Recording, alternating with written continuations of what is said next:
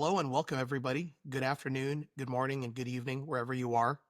I just got back last week from the AI and Agent Copilot Summit. This was the first AI summit of its kind. And while there have been a lot of AI centered virtual events, this is the first one that I went to in person. And I am joined today by somebody who made this event possible. I've got Tom Smith from Cloud Wars. For anybody who's been keeping up with what's going on with the AI and Copilot Summit, Tom needs no introduction. He's been doing podcasts and recordings left and right. But Tom, I want to give you a minute to introduce yourself and tell a little bit of kind of your story as you're introducing yourself and how you got involved in the AI and Agent Copilot Summit. Sure. Thanks, AJ. Good to connect with you again. And I know we tried to get together and do something like this on site, but it was such a busy event, so packed with learning and content and networking and everything else that we didn't get to do it. So glad we're getting to do it now. So yes, my involvement, I work for Dynamic Communities, which is the company that put on this event, as well as, or perhaps I should say, is better known at this point for the Community Summit, NA event, but think of AI Agent and Copilot Summit as an adjunct to that, very focused on AI. And I worked on the programming committee along with you. So we and many others who helped select a lot of the speakers and kind of shape the content and the agenda. As you noted, first event in what will be an ongoing event at this point, but I think it went really well. Was very excited to see everyone on site and very excited over lots and lots of positive feedback that we got. And I'm sure we'll talk more about that. So, Tom, for anybody who didn't make it out there, just tell people how many folks showed up there. Maybe if you don't have an exact count, a ballpark, because for me, it just seemed like every room I went to had a nice turnout when it came to sessions. And between sessions, when you're in those common areas, boy, it was intimate but full, right? Lots of conversations happening. So how many people did end up making out there in person? Yeah, I'm not sure I heard a final number, but I'm pretty certain it was in excess of 500. And as you noted, that made for a pretty full, pretty packed house at virtually all the sessions. And you take all those people and a lot of energy, and it was just kind of a really, really robust event. I think not going in early on in the process, I was thinking to myself, this is not a dynamics event. This is not a power platform event, right? This is around a technology and not around one app. Sure, we use the word Copilot, but it's more to get people to understand what type of AI we're talking about, right? Agentic AI experiences was what we talked about. So in my head, I was thinking 200, 300 people, and that would still be a good event, but you had 500. That explains why. The two sessions I did, for instance, I had two master classes. I think I had about 46 in one and 32. And the reason I know I wasn't stopping and doing a head count, I did a little bit of a selfie in the room before I started presenting and was able to do my head counts afterwards. I was impressed by the turnout and the and the engagement. So Absolutely. And as we glad to talk about hear. engagement, By the way, I got very good feedback on your sessions, but glad to hear they were well attended as well. thank you. I'm glad to hear that. So no, that's I think as a speaker, I tend to be very critical about myself. I remember at Directions EMEA, or it was maybe one of the related conferences in Europe last year, they give instant feedback in your sessions. So as soon as you leave, people are able to do it. You can see in the app. And there were a lot of fives, some fours, and there was one. And for the rest of the afternoon, I was thinking about the one star session, right? It said I talk too fast. That I'm guilty of. So um so let's talk a little bit about perspectives of the event. My overall impression of the event was I'm glad I was there. I am glad that the event was not much larger. I think if we had double the number of people at that event, I probably would not have been able to have as many meaningful conversations as I did. And I thought the venue was a good choice for the type and the size of event we were doing. So just one dimension of perspectives. I want to hear what you thought, and maybe if you have some if you've had some time to talk to John Seifert and others from the organizing team, I'd love to hear what the organization team's perspective of the overall event was as well. Well, yeah, that's a great way to kick things off, I think. And before I get to that, I'll just say, somewhat anecdotally, but really based on lots of conversations with people there, when I was asking them, those in attendance, why they decided to come, since it was a first time event, what the appeal was, I'd say I got a very consistent set of feedback, which is, for me, this event is all about the content. It's not a trade show. It's not a traditional industry event. It's not a really big one of these events with thousands of people. It's an educational conference and a real opportunity for those who came to engage with the speakers and with the content. And I heard again and again that they really valued the breadth, the depth of content, and the range of speakers. And when I think about as the show producers and hosts, the perspective that we bring to that, that felt really good because that was the way we approached it. That's what we had hoped that people were going to get out of it. You know from experience, AJ, because you did a bunch of work with us on this, that there was really a major focus on the programming, the speakers, the time, the length of sessions, the order in which they were delivered to try kind of build a logical flow. So the team here, and I won't take a lot of credit for that. There were many others, John certainly among them, who drove a lot of that, thinking, a lot of that perspective. And did feel really good to hear those in attendance kind of validate that that approach really worked for them. So I was thinking back, even the selection of the word masterclass, right? I think it was very deliberate. It gave people up front kind of a heads up that you are coming into a session where you will be taught something to a certain level of depth. That this is not going to be surface level type of content. This is not going to be a sales pitch. These are not going to be teasers, but you'll actually walk away with some useful knowledge that you could apply in your day-to-day business or your organization. And I think in selecting these sessions, we were at least it was a constant reminder as I looked at the list of sessions that I wanted to pick sessions that were truly reflective of that masterclass mindset that we had going in. So I like that, and I definitely think we should keep that going forward in the coming Yeah, years. agreed. And I think also the timing and the structure was really good in that you had the main stage essentially in the morning, high level topics, executive level speakers, keynotes, fireside chats, and the like, and then master classes, deep dives into the topics. And there were 6 tracks there, really a rich body of content and insight that the many speakers were able to deliver. As we pivot to maybe the types of sessions that everything revolved around, right? We had our master classes, but pretty much I think the whole week revolved around what was going on the main stage. And main stage sessions were not just reserved for the opening keynotes. I think we had some of those at various points. And nothing resonated with me greater than the first event. I think the very first one, the first evening I get off of this very tiring flight coming out of Houston, get in my hotel room, get checked in, grab a quick beverage. And here I am now sitting in the room, and it's not someone from Microsoft. It's not somebody who's here to tell me what's new in this product or feature, but it's a conversation that really kind of pokes and prods at you to think about why AI should matter to you, right? And I'm talking about that first main stage one that John and Bob Evans and from kind of Cloud War and Acceleration Economy were joined by kind of, I think, Christopher Lockhead, right? And Christopher's Yes. quite the character. Just he's not afraid to speak what's on his mind. And it was challenged you. There were no kind of, kid gloves in there. So I have a lot of thoughts. I took away notes, and I'm not good at typing on my phone. And I think I could scroll about 6 times before I get to the bottom of my notes sheet.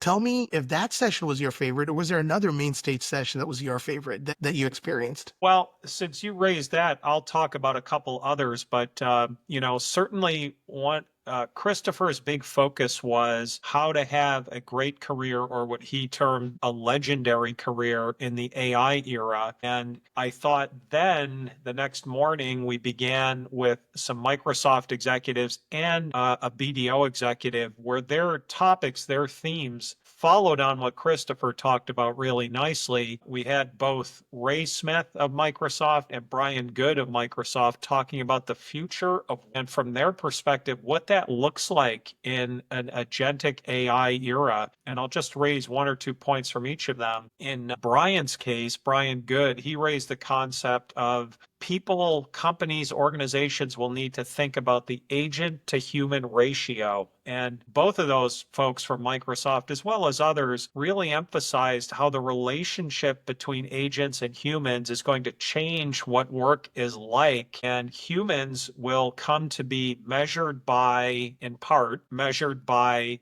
their ability to build, deploy, manage, oversee agents. In other words, agents really become part of the workforce and something that individuals really need to develop skills around. They need that acumen around agents. And Ray Smith even made the point, one of his quotes that I really loved was, everyone in this room is going to be an agent builder. So really following that theme that Christopher introduced about careers, where we all go in the AI era, and then from the Microsoft perspective, what agents are going to mean for careers in the future of work. And then we heard from Kirsty Tiernan of BDO, who's a member of their board of directors, who talked about the ways that AI raises the bar in terms of competitive stakes, performance stakes for employees and employers. She shared a couple of what I thought were really compelling anecdotes of being in meetings with clients of theirs and finding that virtually everyone is using the AI tools, think ChatGPT in this context,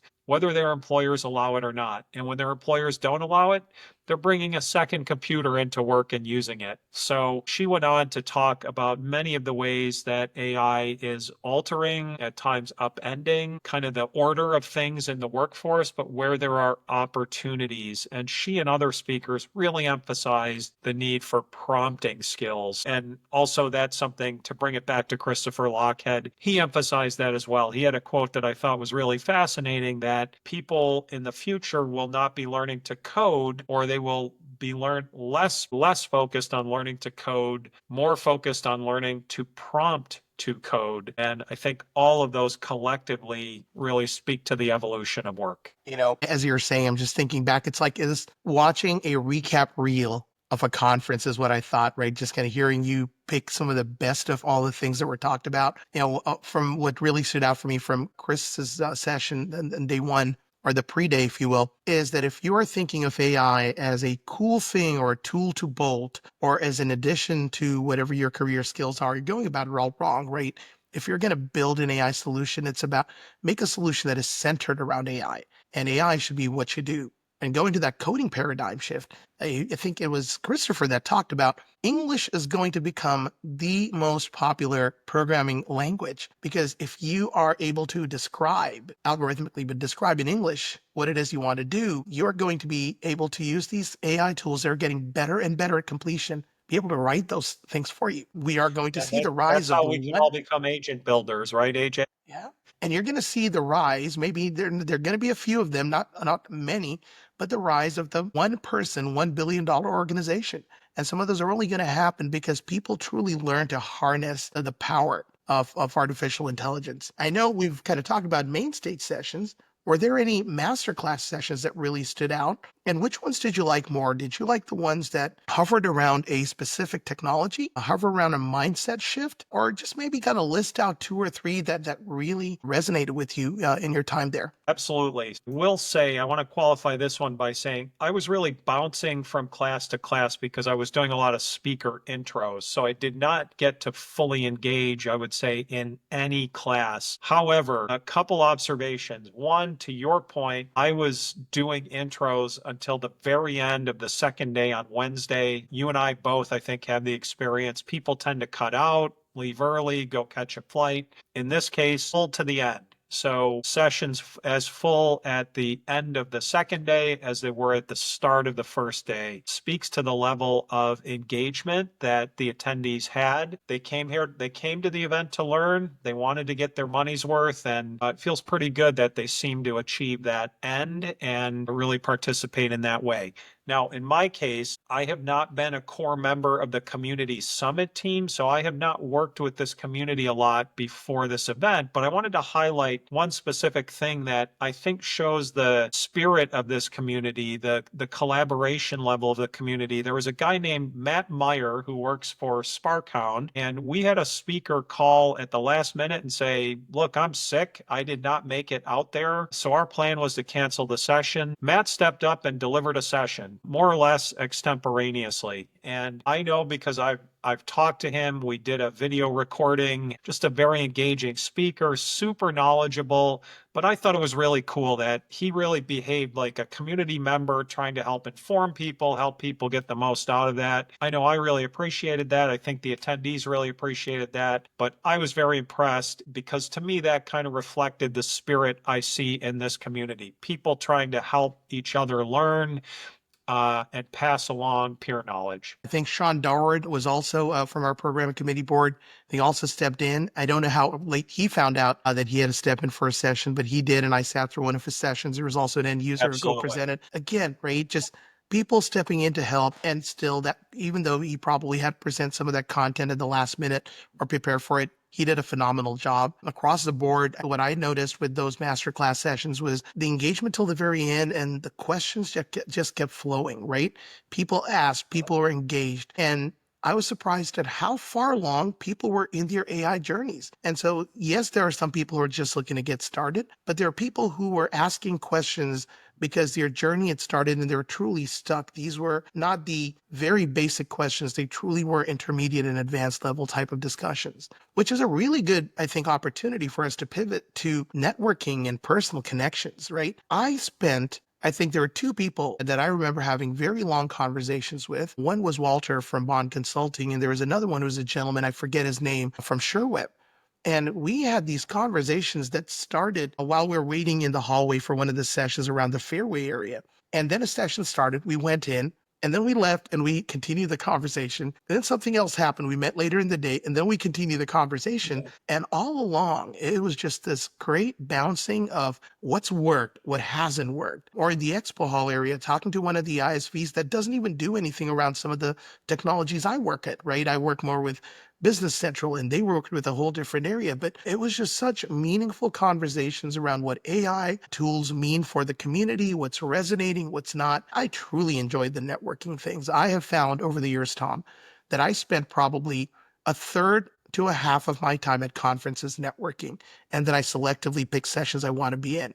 What was it like for you, and what is your typical experience at these events? Yeah, I'd say this particular event was even stronger, even more so than typical of what I experienced. I think people are hungry for knowledge. What's unique about this event, from my perspective, is the timing of it. It came at a time in the development of this technology where, in many cases, people don't have answers. They came here looking for answers. They came here looking for those networking opportunities where they could learn from peers, where they could hear about peer experiences. So when I sat down to lunch at a table full of people that I didn't know, and then I think many of them didn't know each other before they sat down, and when I met people at some of the cocktail receptions, I definitely felt that sense of they were seeking knowledge, they were sharing knowledge very openly to the extent that they could freely do that, and they were really trying to contribute into this community. So that, from my perspective, felt great, and I think it probably accounts for a lot of the really nice feedback we got from people who said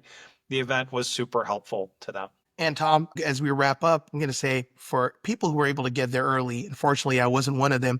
There was a phenomenal day of golfing in beautiful San Diego weather. The event was hosted at the Hilton that was along the Torrey Pines golf course. And for anybody who did not kind of experience it, well, myself included, we missed out. Just wonderful day for golfing, beautiful views at Torrey Pines. It's, I think, once in a lifetime opportunity in some ways to go play that golf course. If it comes up again, I know I'm not going to miss out on that one. Tom? Well, good news there, AJ. It is coming up again. The Oh, event is scheduled for 2026. Same venue. There will be golf. Don't have all the details, of course, locked down at this point, but certainly I hope that this discussion with you and other follow-ups that will occur between now and in the very near term, and as we build towards March of 26, I hope they encourage people to attend, because I certainly feel your energy and feel it's clear you got a lot of value out of this, and I think others will as well. Yeah. Hey, I might even win a prize. I heard they had the most honest score prize, which basically is the person who plays the worst. So I stand a chance to win something there. That's about the only prize I could win at golf too, AJ. So I want to thank you again, Tom. This interview was a long time coming. As Tom mentioned, we were going to do this and more interviews live from the floor at the AI and Agent Copilot Summit. Unfortunately, as you can hear from my voice, I'm still recovering from this flu that my 11-year-old calls the bubonic plague. So the flu's gone. Now I just still sound like crap. I think it's an okay word to use. You're going to find this recording on our onlycopilotfans.com as well as our YouTube channel. We were proud to be a media partner for the AI and Agent Copilot Summit. I'm going to be meeting with some other great folks from that event in the coming days and weeks and putting those online. Tom, thank you very much. Thank you for being here, and thank you for all that you do for our community. yeah, thank you, AJ. Thanks for your support of this event, and definitely look forward to future conversations with you. Have a wonderful day. Take care, folks. See you on the next one.